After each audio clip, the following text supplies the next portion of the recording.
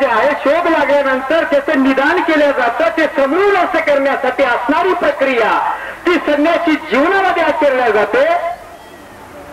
आणि म्हणून नेमकं दुःखाच्या कारणाकडे बोट दाखवित असताना अनेकांनी बोट दाखवलं. शंकराचार्यांनी अध्यास म्हटलं, गौतम बुद्धांनी भाव म्हटलं, गौतमने इग्नोरन्स म्हटलं, अनेकांनी त्याला अज्ञान म्हटलं. प्रभू श्री चक्रवर्ती त्याला मूळ अविद्या म्हटलं. दुःखाचं कारण काय? मूळ अविद्या. अविद्येचा दाग हा मूळ कारण संसारामध्ये जीवाला आणण्यासाठी. आणि मग त्याला नष्ट कसं करायचं? प्रत्येकानं अज्ञान म्हटलं. कोणत्याही संप्रदायामध्ये जा, दुःखाला कारण अज्ञान आहे. परंतु त्याचं निदान सांगत असताना मात्र थोडी गफलत झाली आहे. तुम्हाला एक उदाहरण सांगतो, गफलत कशी होते. हमेशा उदाहरण सांगत असतो. हाडाचे 3 डॉक्टर, ऑर्थो स्पेशलिस्ट 3 डॉक्टर सडकेच्या कडेला थंडीच्या दिवसामध्ये उन्हामध्ये बसलेले खुर्च्या टाकून हातामध्ये चहाचे ग्लास आहेत आणि चहा पितो. त्या तिघाची चर्चा चाललेली आहे. त्याच्याच विषयावर गप्पा रंगात आलेले आहेत. आणि त्याच वेळेला समोर एक वृद्ध म्हातारा डाव्या पायाने थोडा लंगडत चाललेला आहे, येत आहे. एकाची दृष्टी केली तो बाकी दोघांना म्हणतो, ते पहा, हा म्हातारा डावा पाय जो आहे याचा ठीक नाही आहे, तो लंगडत चाललेला आहे. आपण हाडाचे डॉक्टर तिघही आपण आर्थो स्पेशलिस्ट आहोत. याचं कारण काय असेल की हा म्हातारा लंगडत का चाललेला आहे? एका डॉक्टरनं सांगितलं की म्हणले याच्या गुडघ्याची जी वाटी आहे ना, ती वाटी थोडी सरकलेली असेल किंवा त्याच्या गुडघ्याच्या वाटीमध्ये पाणी झालेलं असेल म्हणून हा म्हातारा लंगडत चाललेला आहे. दोघांनी सांगितलं तुझा तर्क बिलकुल चुकीचा, हे असं होऊ शकत नाही. याच्या नडगीचं हाड मोडलेलं दिसतंय म्हणे. दुसरा म्हणतो नडगीचं हाड मोडलेलं आहे म्हणून हा लंगडत चाललेला आहे. तिसरा म्हणतो तुमच्या दोघांचा तर्क चुकीचा आहे. आता चालतो याचा अर्थ जो आहे याचं कारण हा गुडघ्याची वाटी सरकलेली नाही किंवा नडगीचं हाड मोडलेलं नाही आहे. याच्या डाव्या पायाचा घोटा फुटलेला आहे, तिथल्या हाडामध्ये काहीतरी बाद आहे म्हणून हा अशा प्रकारे लंगडत चाललेला आहे. तो म्हणतो माझा 50 वर्षाचा अनुभव, दुसरा म्हणतो माझा 40 वर्षाचा अनुभव, एक म्हणतो मी फॉरेन रिटर्न आहे. तिघाची भांडणं सुरू झाली. एक म्हणतो घोटा, दुसरा म्हणतो पिंगळा नडगी आणि पहिला म्हणतो गुडघ्याचा हाड, गुडघ्याची वाटी. तिघाचं भांडण जोरात चाललेलं आहे. हा लंगडत काय येत आहे? एवढं जोरात भांडण पेटलं, एक दुसऱ्याच्या अंगावर धावून जाण्याची वेळ आली. तेवढ्या वेळात तो म्हातारा तिथं आला. आल्यानंतर त्याला सांगितलं, बाबा तुम्ही तिघं सुशिक्षित दिसता, चांगले दिसता, मोठ्या घरचे दिसता आणि असं मूर्खासारखं बांधता का? तर बोले बाबा खाली बसा. बाबाला खुर्चीवर बसवलं. मला सांगा तुम्ही लंगडत चालले आहात तर पहिला मध्ये तुमच्या गुडघ्याची जी आहे वाटी सरकलेली आहे, बरोबर आहे का बाबा? ते म्हणले बिलकुल चूक आहे, वाटी सरकलेली नाही आहे. दुसरा म्हणतो बाबा तुमच्या नडगीचं हाड मोडलेलं आहे का? म्हणजे बिलकुल चूक नाही, तसं झालेलं. तिसरा म्हणतो पहा तुमच्या दोघांचा तर्क चुकीचा आहे. तिसरा म्हणतो माझा बरोबर आहे, त्याच्या घोट्याचा हाडामध्ये काहीतरी खराबी झालेली आहे म्हणून लंगडत चाललेला आहे. बरोबर आहे म्हणले बाबा. म्हातारा म्हणतो तुमच्या तिघाचा तर्क चुकीचा आहे. माझं गुडघ्याचं हाड खराब नाही आहे, माझ्या नडगीचं हाड खराब नाही आहे आणि माझ्या घोट्याचं हाड खराब नाही. मग म्हणजे तुम्ही लंगडत का चालले? अरे म्हणजे माझ्या डावा पाहिजे चपलाचा अंगठा तुटलेला आहे. बरोबर आहे बंधूनो. नेमकं कारण मला सांगायचं, दुःखाचं कारण तुम्हाला कळलं नाहीये, परंतु दुःखाच्या कारणावर आपली चर्चा चाललेली आहे. त्या चर्चेवर आपलं निदान आहे, त्या दुःखाच्या कारणावर आपलं निदान. अरे तुमचं कारण जर चुकीचं तर निदान चुकीचं का नाही होणार? निदान चुकीचं होणार आहे. आणि म्हणून स्वामींनी सांगितलं की बाबा या जीवात्म्याला दुःखाचं मूळ कारण आहे मूळ अविद्या, आणि त्या मूळ अविद्येची परिभाषा करण्यामध्ये सकळ शास्त्रांनी चुका केल्या. मूळ अविद्येचं स्वरूप त्यांनी जाणलं नाही आणि म्हणून साठी पुढचे उपाय सारे व्यर्थ गेले. म्हणून स्वामी म्हणतात संन्यास बाई कपडे बदल याला संन्यास म्हणत नाही. संन्यासी वृत्ती आहे. संन्यास दिल्या जात नाही, संन्यास घेतल्या जात नाहीये. कुणी साळकर बाबा संन्यास देऊ शकत नाहीत आणि कुणी दीक्षार्थी संन्यास घेऊ शकत नाही. संन्यास दिल्या जात नाही, संन्यास घेतल्या जात नाही. संन्यास ही आपली स्वाभाविक वृत्ती आहे. जेव्हा आम्ही आपला अंतर्मुख होतो आणि अंतर्मुख झाल्यानंतर जी वृत्ती आपल्यामध्ये निर्माण होते तिला संन्यास असं म्हणतात. संन्यास ही वृत्ती आहे आणि त्या वृत्तीला धारण करण्याचा संकल्पाचे दीक्षार्थी घेत आहेत. मी प्रभूचरणी प्रार्थना करतो की त्यांचं भावी संन्यासी जीवन हे निष्कंटक चांगल्या प्रकारे जावं. परमेश्वराने त्यांच्या संन्यासी जीवनामध्ये बळ प्रदान करावं आणि त्यांना ज्ञान प्रेम या दोन्ही वस्तूसाठी पात्र करावं एवढीच प्रभूचरणी प्रार्थना करतो आणि आपली रजा घेतो.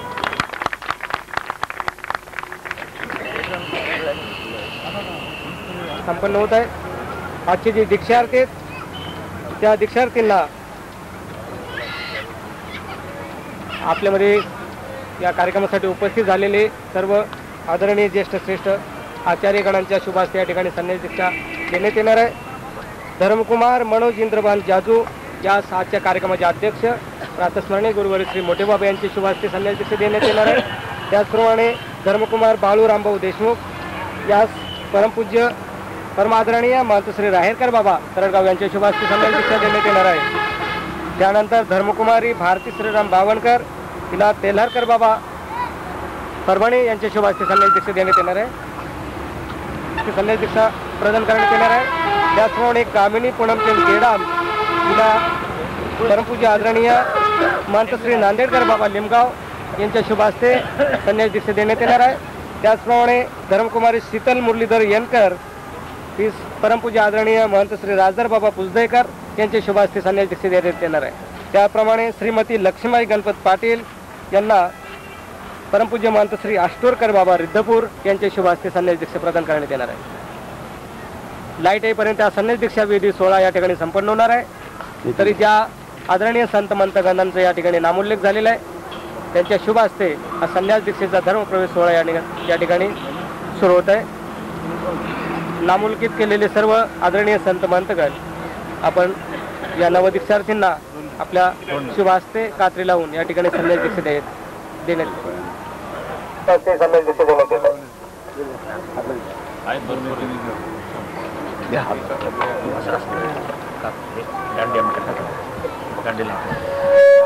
या ठिकाणी ज्या सत्रात आपलं मनोगत व्यक्त करण्यासाठी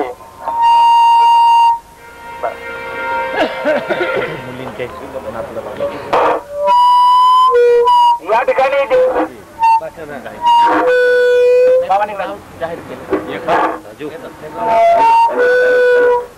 हॅलो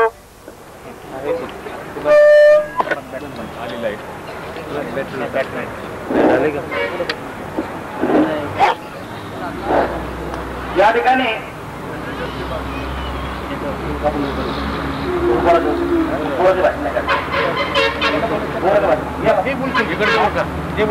या ठिकाणी दीक्षार्थी भारती श्रीराम बावनकर या ठिकाणी संन्यास घेत आहे. त्या अगोदर ती आपलं मंतव्य व्यक्त करत आहे. भारती श्रीराम बावनकर या ठिकाणी येऊन आपलं मनोगत तिने सांगायचंय. दीक्षा ही स्वतःच्या मनाने घेतल्या जाते की बळजबरीने दिल्या जाते.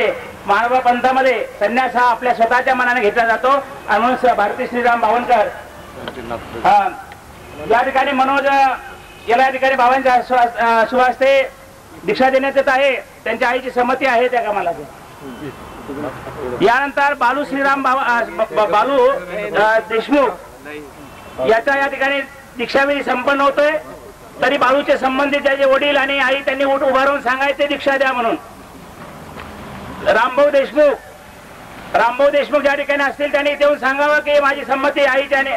तुम्ही हात वर करा. उभे राहा हात करा. संमती आहे ना तुमची संमती आहे ना.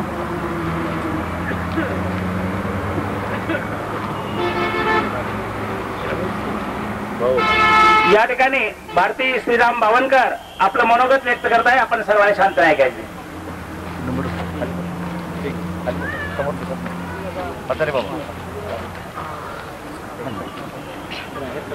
बंधुनिया तव पदां देवराया वैराग्य भक्ति मज द्या प्रभुदेवराया ज्या साधना घडविले मज देवराया ते प्रेम साधन मज घडो प्रभुदेवराया।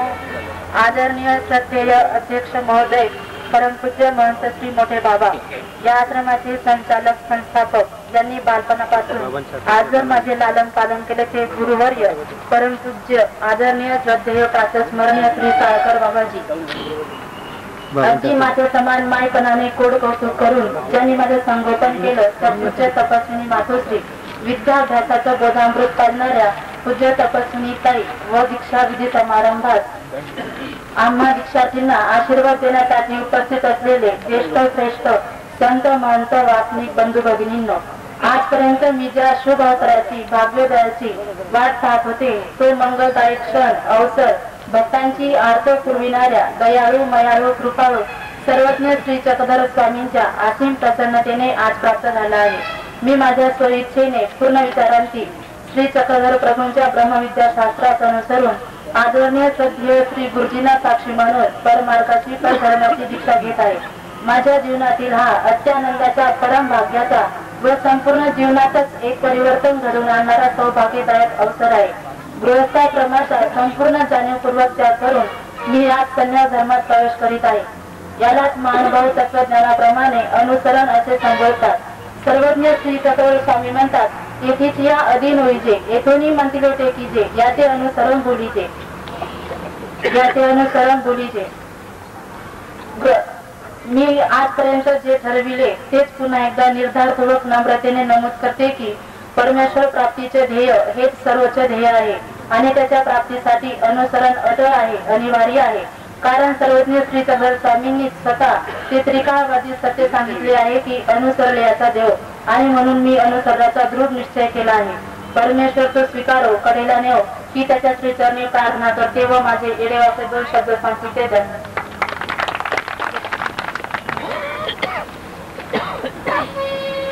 नागपूर येथील कुमारी कामिनी पूनमचंद गेडाम ही आपलं मंतव्य व्यक्त करण्यासाठी या ठिकाणी येते। कामिनी पूनमचंद गेडाम त्यांचे नातेवाईक या ठिकाणी भाऊ आणि बहीण आलेले, त्याने उभारून सांगायचे की दीक्षा द्यायची म्हणून संमती आहे।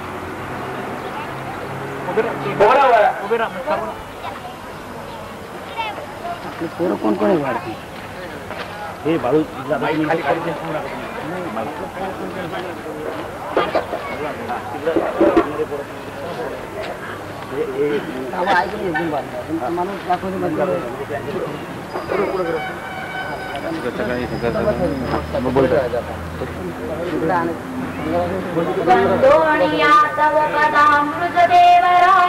वैराग्य भक्ती मज द्या प्रभुदेवराया ज्या साधना घडविले मज देवराया ते प्रेम साधन मज घडो प्रभुदेवराया।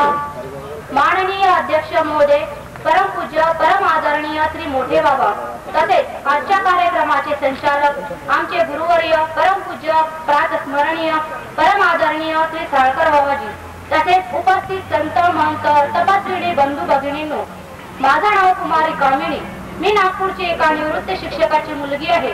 माझं शिक्षण 10वी पर्यंत झालेलं आहे। आमच्या घराण्यात परंपरेने महानुभाव उपदेशी आहे व आज मी ब्रह्मविद्या शास्त्राचा अभ्यास करीत आहे। सर्वज्ञ श्री चक्रधर प्रभूंच्या ईश्वरत्वावर आणि पंचकृष्णावर आमची नितांत व डोळे श्रद्धा आहे आणि म्हणून मी आपण त्या ब्रह्मविद्या शास्त्रात अनुसरत आहे। सर्वज्ञ श्री चक्रधर प्रभूंच्या आणि म्हणून मी आपण त्या ब्रह्मविद्या शास्त्रात अनुसरत आहे म्हणजे संन्यास घेत आहे। संन्यास व्रत हे अजीवन अत्यंत निष्ठेने परिपालन करावयाचा निवृत्ती धर्म आहे। तो स्वेच्छेने व निर्धाराने स्वीकारायचा असतो याची मला पूर्णपणे जाणीव आहे। त्या निश्चयाने निर्धाराने आज मी ब्रह्मविद्या शास्त्रात अनुसरत आहे। माझ्या जीवनातील हा परम भाग्याचा परम आनंदाचा क्षण आहे। मी 2 वर्षापूर्वी परमपूज्य प्रातस्मरणीय श्री साळकर बाबा व पूजनीय तपस्विनी बाईंच्या व माईंच्या कृपा छत्राखाली आहे। माझा विश्ववंद भगवद्गीतेचा गोप व सूत्रपाठ सुरू आहे। पुढे त्यावरील भाष्यांचा अभ्यास मला करायचा आहे। मराठी साहित्याला ललामूट ठरलेल्या व व मराठी साहित्याचा शुभारंभ करणाऱ्या प्रचंड महानुभव साहित्याचे अध्ययन मला करायचे आहे. पूजनीय तपासणी ताई मला ब्रह्मविद्याशास्त्राचा अभ्यास मोठ्या ममतेने देत आहे. आता थोडी तात्विक चर्चा करण्याचे धाडस मी करणार आहे. माझी अशी दृढ श्रद्धा आहे की ब्रह्मविद्याशास्त्र हे सर्वश्रेष्ठ धर्मशास्त्र आहे. हे ईश्वराचे शास्त्र आहे, परधर्म आहे. पर म्हणजे श्रेष्ठ, उच्च आणि मुख्य म्हणजे परमेश्वराचे शास्त्र. परमेश्वराचा धर्म हा दृढ विश्वास असल्यामुळे मी या मार्गात अनुसरत आहे. संन्यास हा देहाला नव्हे तर जीवाला घडत असतो हे मनोमनी मला पटलेले आहे. काम, क्रोध, मद, मत्सर, त्याग याचे नावे संन्यास की बाई म्हणजे मणिनिग्रह अर्थात हा संन्यास. अर्थात या मनोभावनावर नियंत्रण करणे म्हणजे संन्यास अनुसरण असल्यामुळे मी गृहस्थ धर्मातून या आश्रमात येवत राहिले व आज दीक्षा घेत आहे, संन्यास घेत आहे. सर्वज्ञ श्री चक्रधर प्रभूंना माझी अशी विनम्र प्रार्थना आहे की कृपया त्यांनी माझे हे अनुसरण स्वीकार करावे व कडेला न्यावे. आपणा सर्वांना देखील माझी अशी विनम्र प्रार्थना आहे की कृपया मला आशीर्वाद देऊन त्या साधनदाता उद्धारा भेटणीया सर्वज्ञ श्री चक्रधर प्रभूंना माझे अनुसरण स्वीकार करावे अशी माझ्यासाठी प्रार्थना करत एवढे बोलून मी माझे मनोबल संपवते. धन्यवाद.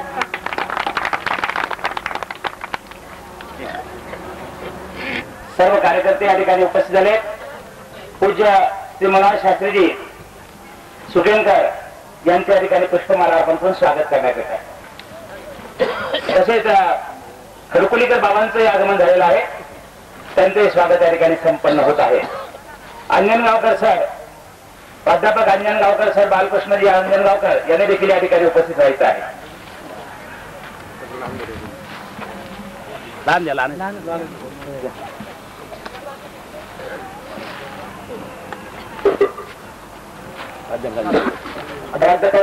बालकृष्णजी अंजनगावकर यांचं स्वागत आचार्य प्रवर्ती साखरेवा ते करीत आहेत. अंजनगावकर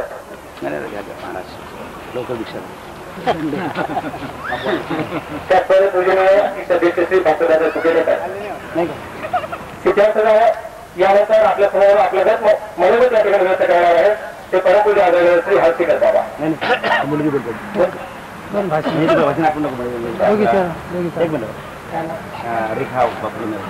या ठिकाणी नवदीक्षात धर्मकुमारी रेखा बापूजी नरवडे आपल्या मनोगत या ठिकाणी व्यक्त करणार आहे. त्वमेव माता च पिता त्वमेव त्वमेव बन्धुसखा त्वमेव त्वमेव विद्या द्रविणं त्वमेव त्वमेव सर्वं मम देव देवा. अध्यक्ष महोदय, प्रातस्मरणीय श्री मोठे बाबा व उपस्थित संत महंत वासनिक बंधू भगिनींनो, मी आज आपल्या समोर एक अज्ञान मुलगी व दीक्षार्थी म्हणून उभी आहे.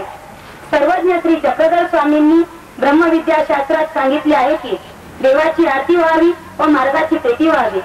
यासाठीच मी संन्यास ग्रहण करीत आहे. पुरुषाप्रमाणे स्त्रियांना देखील संन्यास घेण्याचा अधिकार सर्वज्ञ श्री चक्रधर स्वामींनी दिला. तुमचे ते जीव आणि तयाचिया म्हणजे स्त्रियांच्या काही जीवल्या असं सारंग पंडितांनी खडसावून सर्वज्ञ श्री चक्रधर स्वामींनी त्यांना शिक्षापन करून त्यांनी स्त्री स्वातंत्र्याचा पुरस्कार केला. माझ्या आयुष्यातील आजचा हा सोन्याचा दिवस उगवला आहे. मला हे नम्रतेने सांगायचे वाटते की जीवनाचं सर्वोच्च देह सर्वोत्तम लक्ष्य मुक्ती हेच आहे. मोक्ष म्हणजे जीवनाचं साफल्य, परमेश्वराच्या आनंदाची प्राप्ती हेच सर्वात उदात्त असे देह आहे. अर्थात निवृत्तीच्या संन्यास धर्माच्या पालनेने शक्य आहे. ते देखील सर्वज्ञ श्री चक्रधर प्रभूंनी निरूपलेल्या परमेश्वराच्या अनुकरणाने शक्य आहे. त्या तत्वज्ञानाची मला जाणीव झाल्यावरूनच मी दीक्षा घेत आहे. सर्वोच्चम देह पूर्ण परब्रह्म परमेश्वर अवतार. माझे भाषण मी संपवते. भगवान श्री चक्रधर स्वामी की जय. कुमारी शीतल मनोहरराव यनकर ही आपल्या ठिकाणी आपलं मंतव्य व्यक्त करत आहे. शीतल यनकर नागपूर, त्यांच्या संबंधित मंडळी जे आहेत आई या भाऊ यांनी आले, त्यांनी दीक्षा देण्याला संमती आहे असं आपण या ठिकाणी उभारून सांगावं. मुलीच्या संबंधित मंडळी जे आहे आई मामा वगैरे सर्व मंडळी या ठिकाणी आले, त्यांनी उभारून सांगावं आहे का? आई कुठे जाईल सांगा. हा सर्वांना परिचय होता आपल्या परिवाराचा. इथं उभं राहा. आई नातेवाईक मध्ये आलेत ना, मामा वगैरे उभं राहा ना.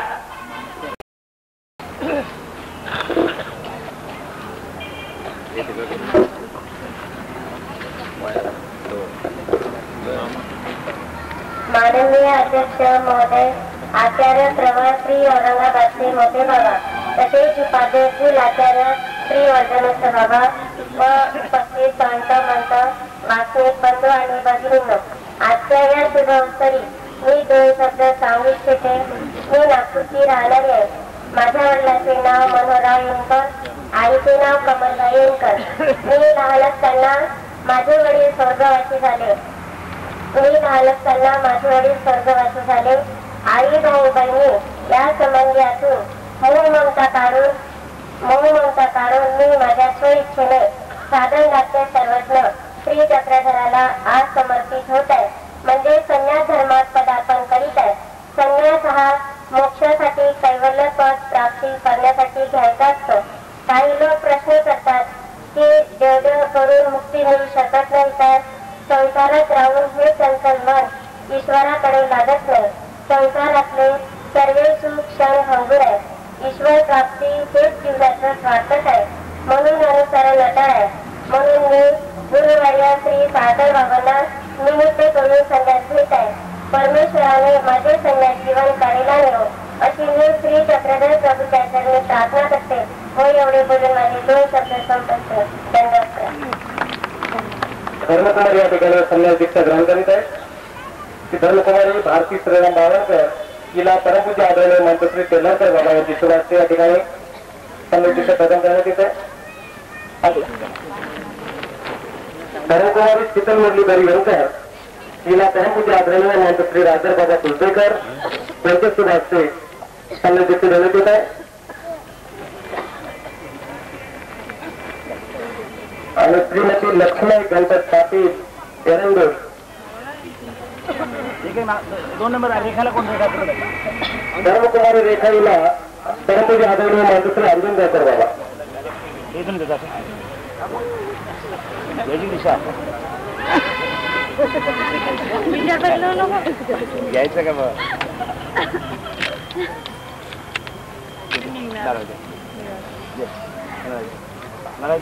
धर्मकुमारी कामिनी पुरंचन गेडा हिला परमपूज्य आदरणीय मंत्री नांदेडकर बाबा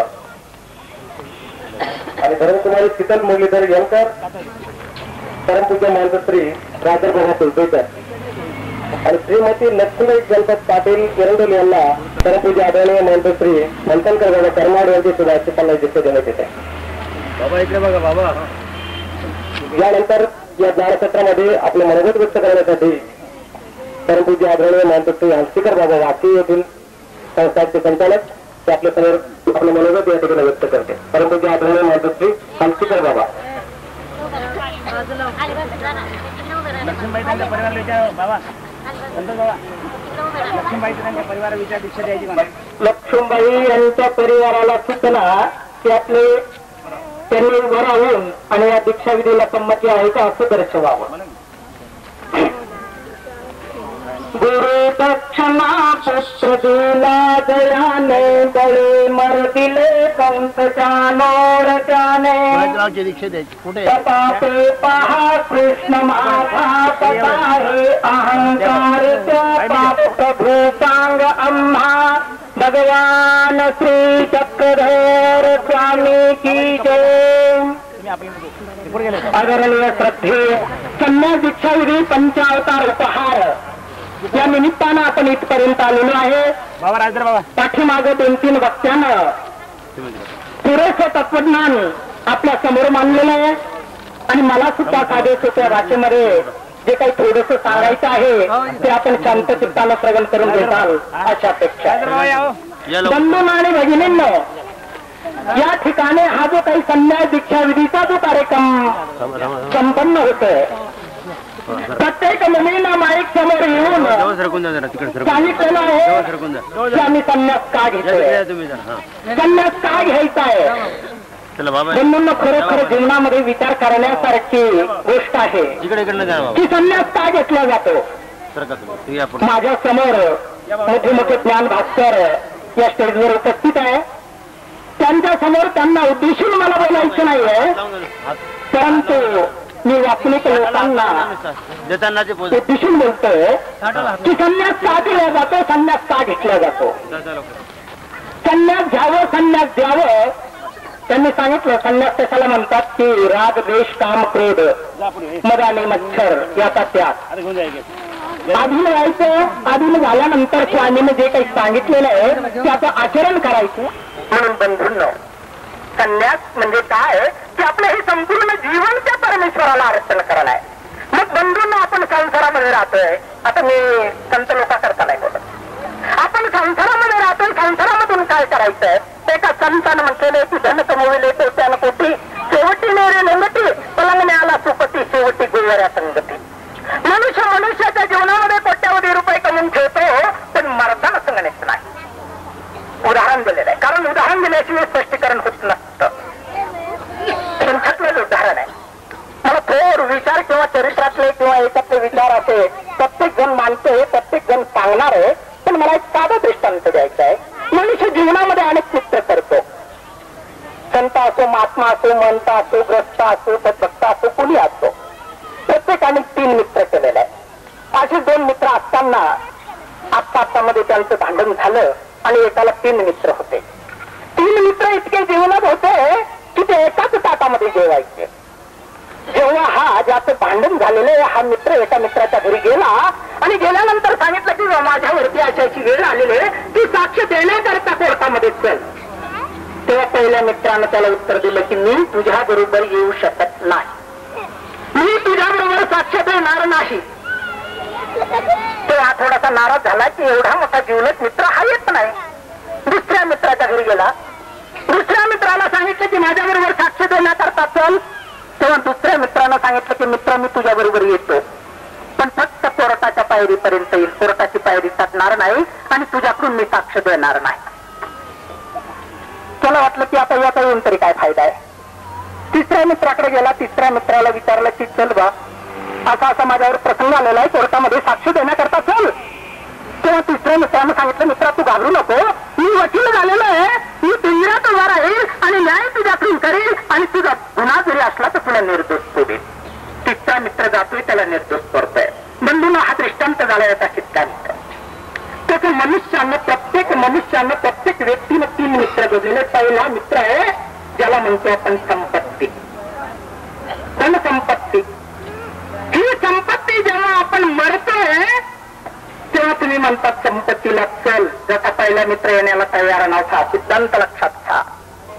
संपत्ती म्हणते मी तुझ्या बरोबर यायला तयार नाही, मी तुझ्या बरोबर येत नाही. आणि म्हणून संत म्हणतात की धन कमविले कोट्यान कोटी, शेवटी रे लोंगटे, पलंगणे आला सुपती, शेवटी गोवऱ्या संगती. पहिला मित्र म्हणजे संपत्ती, ही बरोबर यायला तयार नाही, घरातल्या घरातच राहते. जसा दुसरा मित्र कोर्टाच्या पायरीपर्यंत जायला तयार होता, कोर्टाच्या पायरीपर्यंत जायला होता तयार होता, तसा दुसरा मित्र आहे आपल्या जीवनामधला ज्याला म्हणतात नातेवाईक, संबंधी. हे संबंधी फक्त मनुष्य नेल्यानंतर कुठपर्यंत जातात? स्मशानभूमीपर्यंत जातात. एखादा उडी टाकतो का? एखादा चित्तेवरती उडी मारतो का? एखादा पुरून घेतो का? नाही. जसा दुसरा मित्र फक्त कोर्टाच्या पायरीपर्यंत जायला तयार होता, तसे नातेवाईक संबंधी आपण ज्याला म्हणतो हे फक्त स्मशानभूमीपर्यंत येत असतात. मग तिसरा मित्र त्याचा वकील होता. तसा आपण जीवनामध्ये तिसरा मित्र करायचा आहे, त्याला म्हणतात सत्कर्म. सत्संग, सत्कर्म. हे सत्कर्म जर माणसाच्या बरोबर असलं तर ते ईश्वराच्या दरबारामध्ये माणसाला नेल करते, साक्ष देत आहे. मग प्रत्येकाने शोधायचंय आपण सत्कर्म करतोय का कुकर्म करतोय. आता 4 मुली आणि 2 मुलं यांनी संन्यास घेतला म्हणजे काय केलं? यांनी आपलं आयुष्य परमेश्वराला अर्पण केलं.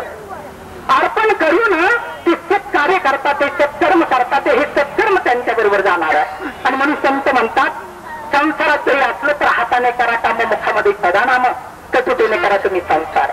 हाताने काम करा, मुखाने नाम घ्या, आनंदाने तुमचा संसार करू द्या. मग बंधूंनो, अजून काही संन्यास असतो, नामधारक असो, कोणी असो, प्रत्येकाला त्रास सहन करावा लागतोय. त्रास जर सहन केला. एक संत म्हणतात दुःखाची दरी ओलांडल्याशिवाय सुखाची हिरवळ लागत नसते. तत्वज्ञान आहे. दुःख सहन केल्याशिवाय सुख प्राप्त होत नाही. संसार दुःख सहन करावं लागतात. परमार्थामध्ये सुद्धा कष्ट सहन करावं लागतात, दुःख सहन करावं लागतं. म्हणून बंधूंनो, प्रत्येकाने विचार करायचा आहे की दुःखाची दरी परमार्थ असो अथवा संसार असो त्या सहन करावं लागतं. आणि याकरता फक्त मी एक उदाहरण सांगतो, कार्यक्रम संपवतो. दुःख सहन केल्याने काय होतंय, एक साधं उदाहरण आहे. एका गुरुजवळ शिष्य असतात. आता गुरुजवळ शिष्य असल्यानंतर ते मनामध्ये विचार करतात किंवा आपण संसारामध्ये होतो तरी कष्ट करावं लागत होते आणि गुरुजवळ आलो तरी कष्टच करावे लागतात. किती कष्ट करावं, किती कष्ट करावं. आणि म्हणून एका दिवशी त्या शिष्यानं असं ठरवलं किंवा गुरुजवळ जर काम करावं लागतं, त्रास सहन करावं लागतं, तर गुरुजवळून पळून गेलेलं बरं. आता पळून गेलेलं बरं म्हटल्यानंतर त्यांनी विचार केला आणि विचार केल्यानंतर तसं तर काही पळून जाता येत नाही, मग काहीतरी निमित्त पाहिजे. आणि म्हणून पाण्याची घागरी बरोबर घेतली, पाण्याला गेला आणि पाण्याला गेल्यानंतर घागरी भरवली आणि भरवल्यानंतर आता ती घागरी खडकावरती मांडली आणि पळत निघाला. आता निघाल्यानंतर इकडे तिकडे बघितल्याबरोबर त्याला हसण्याचा आवाज आला. हसण्याचा आवाज आल्यानंतर त्याने विचारलं कोण हसतंय. तेव्हा इकडे तिकडे बघितलं तर कोणी दिसत नाही. मग शेवटची घागर म्हणते अरे बाळ मी हसते. तू का हसते, तू तर निरीची आहे. नाही म्हणे मी सजीवासारखी हसते, हे रूपच आहे. मी हसते. तेव्हा त्यानं विचारलं तू का हसते. तिनं सांगितलं अरे वेड्या तू का पळून चालला. म्हणे मला दुःख सहन करावं लागतंय, गुरुच्या तिथं त्रास होतोय म्हणून मी पळून चालला. अरे बाळ मी स्वतः जीवनामध्ये त्रास सहन केला तेव्हा मला काहीतरी किंमत आली. तसं तू जीवनामध्ये त्रास सहन कर, त्रास जर सहन केला तर तुला सुख प्राप्ती होईल.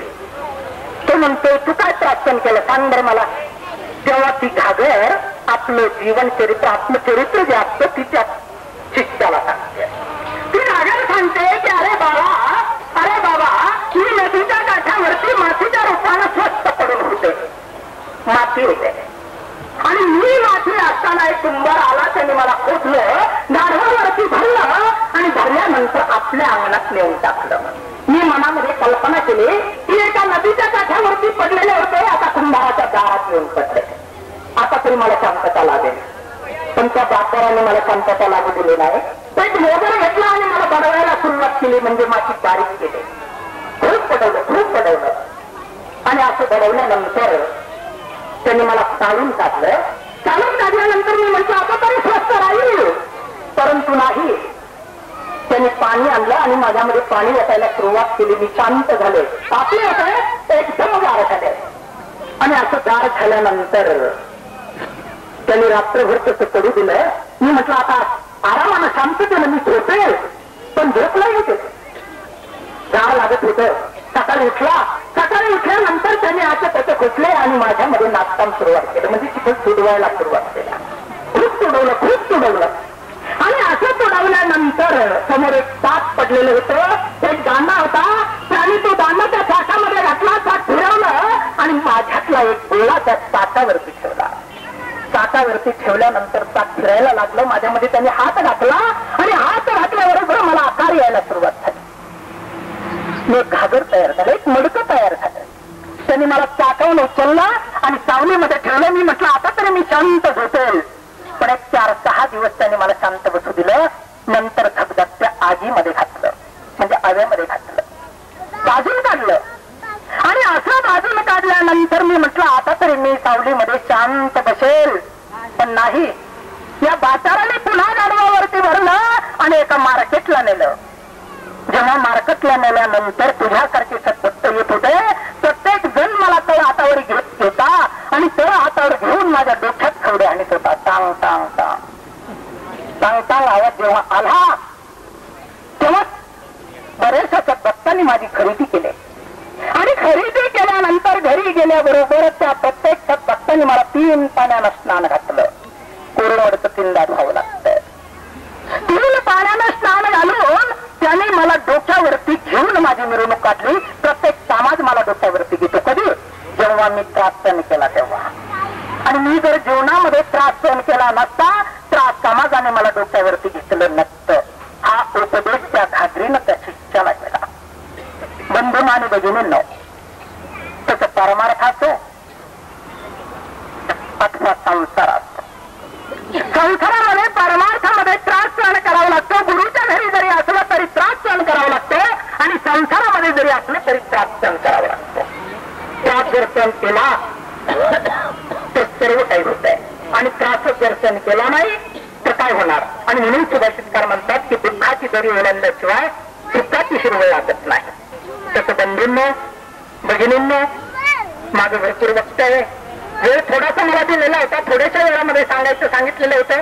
2 उदाहरणं दिले आणि मी अशी ईश्वरचरणी प्रार्थना करतो की आधी जे 6 दीक्षार्थी यांनी दीक्षा घेतलेली आहे यांचं अनुसरण सिद्धीत जावं. माझे श्री चक्रधरचरणी प्रार्थना करून जे जे काही लांबवलेले शब्द असतील त्या खर्च घेतो आणि पूर्ण विराम देतो. भगवान श्री चक्रधर स्वामी की जय.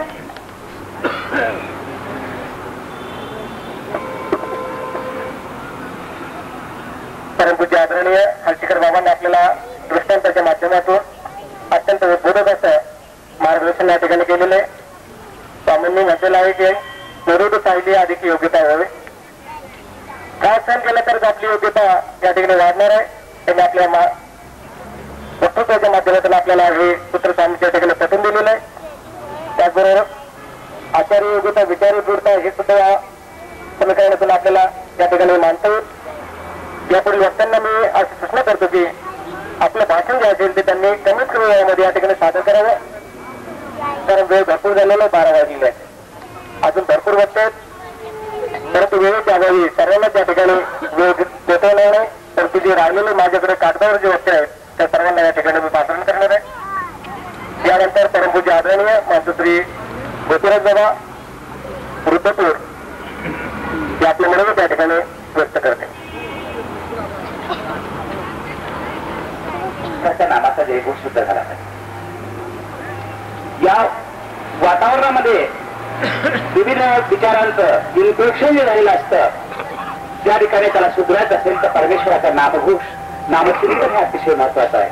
म्हणून एकदा आपल्या सर्वांना विनंती करतो की परमेश्वराच्या नावाचा जयकारा करायचा आहे. तर जयकारा करत असताना कुठल्या प्रकारचा संकोच करायचा नाही. कारण परमेश्वराने तुम्हाला तोंड दिलंय आणि तोंड देताना कुठल्या प्रकारची फी आकारली नाही. ते म्हणतात मी तुला तोंड दिलंय ना, त्या तोंडाने चांगलं बोल. मी कान दिले त्या कानाने चांगला ऐक. जे नाक दिले त्या नाकाने चांगला श्वास घे. डोळे दिले त्या डोळ्याने चांगलं बघ. आणि म्हणून आपल्याला परमेश्वराने सर्व वस्तू दिलेली आहे. आणि म्हणून बहिणाबाई चौधरी आपल्या ऐराणी भाषेમાં सांगत बिना कपाशी उले त्याले बोल म्हणू नये आणि देव नावाविनं खुले त्याले तोंड म्हणू नये. देवाचं नाव नाही जर तोंड उघडलं तर त्याला तोंड म्हणता येणार नाही. देवाचं नाव न घेता जर तोंड उघडत असेल तर त्याला तोंड म्हणता येणार नाही. त्याला काय म्हणायचं? कचरा पेटी. म्हणून बिना कपाशी उले त्याने तोंड म्हणू नये आणि बिना कपाशी उले त्याने बोल म्हणू नये. परमेश्वराचं नाव न घेता जर तोंड उघडत असेल त्याला तोंड म्हणता येणार नाही. म्हणून आपण एकदा आपल्या तोंडानं परमेश्वराच्या नावाचा जयकारा करा. गोपाल कृष्ण. आमच्या पायांचा आवाज कमी आला. कारण 10 वाजल्यानंतर 10 होऊ लागतात पोटात. 11 वाजल्यानंतर आ करायला पाहिजे आणि 12 वाजल्यानंतर 12चा डोसच पाहिजे. याची त्यांनी वॉर्निंग दिलेली आहे. तरी असं संकोच करू नका. श्री दत्तात्रय श्री चक्रपाणी महाराज, श्री गोविंद प्रभू महाराज, सर्वत्र श्री दत्तांना जाग्याअभावी पुन्हा कसं लागतं याचं मला जाणीव आहे. पण मी मुद्दाम उन्हात असेल कारण उन्हात पुढे सावलीत कार्यक्रम व्हावा म्हणून त्यासाठी ते प्रयत्न करतील. म्हणून ते उन्हात बसलेले आहेत आणि पुढच्या पुढे सावली होईल. त्यात यापुढे आपल्या समोर येत आहेत आदरणीय पूज्य रिद्धपूर निवासी परमेश्वरपुराचे आचार्य महंत श्री गोपीराज बाबाजी शास्त्री हे आपल्या गंतव्य या ठिकाणी व्यक्त करतायत. आपण सर्वांनी शांत ऐकायचंय. संन्यास दीक्षाविधी समारंभानिमित्त या धर्मसभा समारोहाचे अध्यक्ष परम पूजनीय परम आदरणीय प्रातस्मरणीय गुरुवर्य श्री औरंगाबादचे मोठे बाबा त्याचप्रमाणे ज्यांच्या शुभास्ते ध्वजारोहण झालं ते परम पूजनीय परम आदरणीय आचार्य श्री विद्वान बाबा, ज्यांच्या शुभास्ते या धर्मसभेचं दीप प्रज्वलन झालेलं आहे, असे रिद्धिपूर निवासी परम पूजनीय परम आदरणीय आचार्य श्री पाचराव बाबा, ज्या नवदीक्षार्थींनी संन्या दीक्षा ग्रहण केली तो समारोह अनेक संत महंतांच्या शुभास्ते संपन्न झाला. त्यामध्ये परमपूजनीय परम आदरणीय आचार्य श्री अंजनगावकर बाबा, फलटणकर बाबा, आदरणीय सर्व संत महंत आचार्यगण आणि बंधू भगिनी,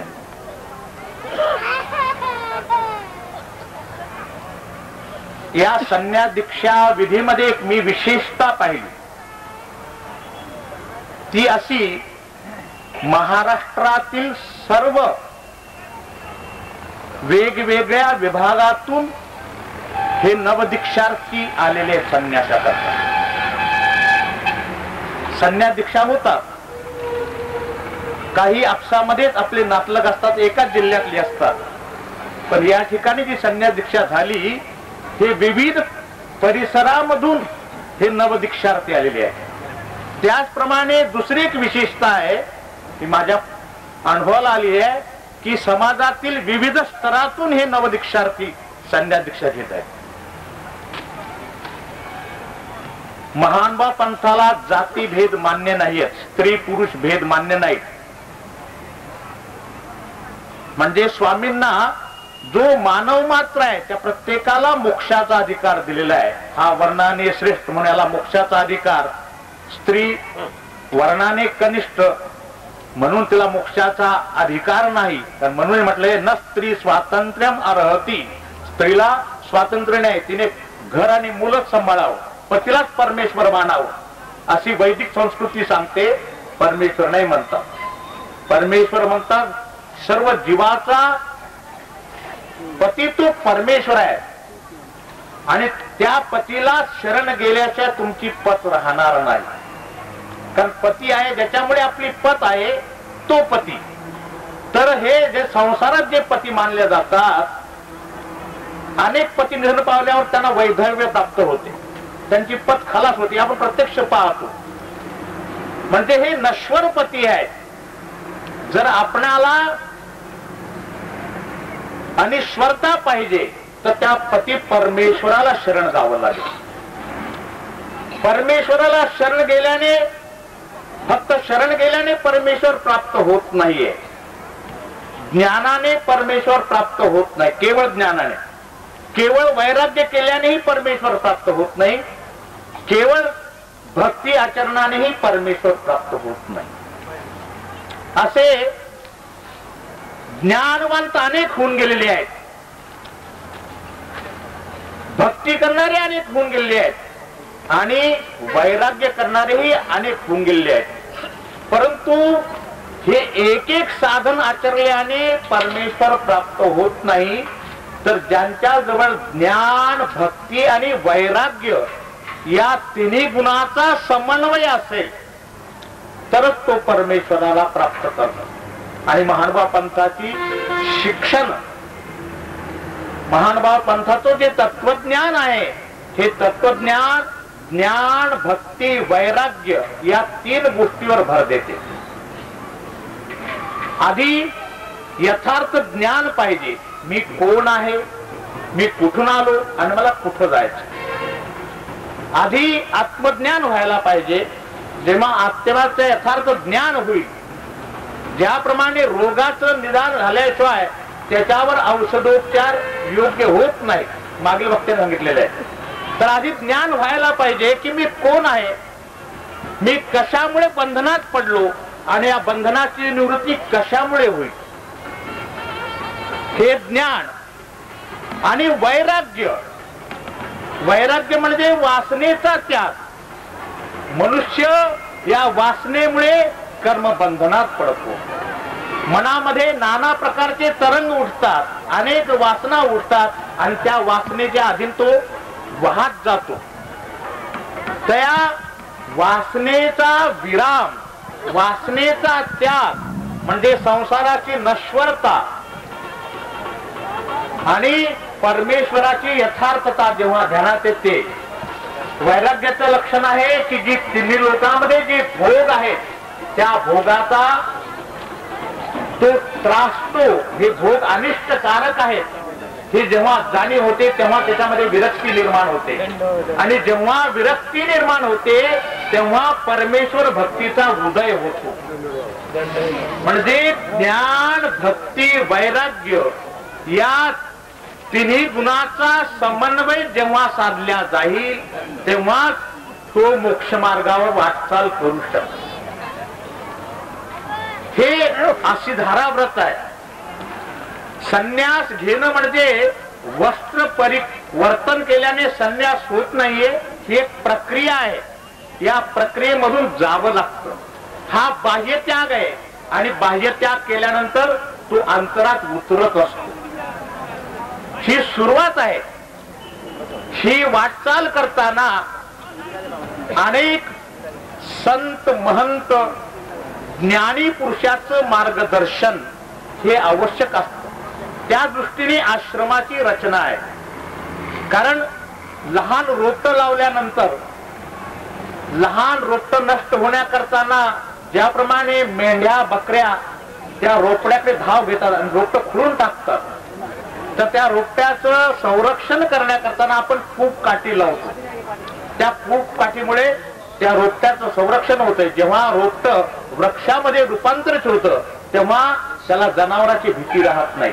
त्याप्रमाणे बाल दशा आहे, बाल संन्यासी असतात, त्यांना जे आचार्य गण आहेत ते संरक्षक भिंत म्हणून मार्गदर्शन करतात. त्याच्यावर संरक्षण भिंतीचं कवच निर्माण करतात आणि कवचामध्ये त्याची कोमलावस्था ही निघून जाते. जेव्हा परिपक्वता येते, परिपक्वता आल्यानंतर ज्याप्रमाणे वृक्ष मोठा झाल्यानंतर त्याला जनावरांपासून भीती राहत नाही, त्याप्रमाणे मनुष्याच्या ठिकाणी जे षड ऋतू आहेत, काम, क्रोध, लोभ, मोह, मद, मत्सर, या षड ऋतूवर हे जे धर्मगुरु असतात, धर्म बांधव असतात, हे आपल्यापेक्षा वयाने ज्ञानाने श्रेष्ठ आहेत, यांच्या कवचामध्ये त्याचं दृढत्व होत जाते. धर्मावर मजबूती येते आणि मग ते धर्माचरणाला दक्ष होत. अशा प्रमाणे संन्यासाची वाटचाल होत असते. काही लोक म्हणतात काय महानुभाव झाले म्हणजे फुकटचं खायला मिळते. इकडे बघा, अरे फुकटचं खायला मिळत नाहीये. त्यांनी संपूर्ण आपलं जीवन श्री चक्रधर स्वामीला समर्पण केलेलं आहे. त्याचा पहिला मोबदला आहे. परमेश्वराकडून त्याच्या खाण्यापिण्याची व्यवस्था केली जाते. भगवान श्रीकृष्ण म्हणतात अनन्याश्चिंतयन्तो मां ये जना पर्युपासते तेषां नित्याभियुक्तानां योगक्षेमं वहाम्यहम्. परमेश्वर त्याचा योगक्षेम चालवतात. रोज पंक्ती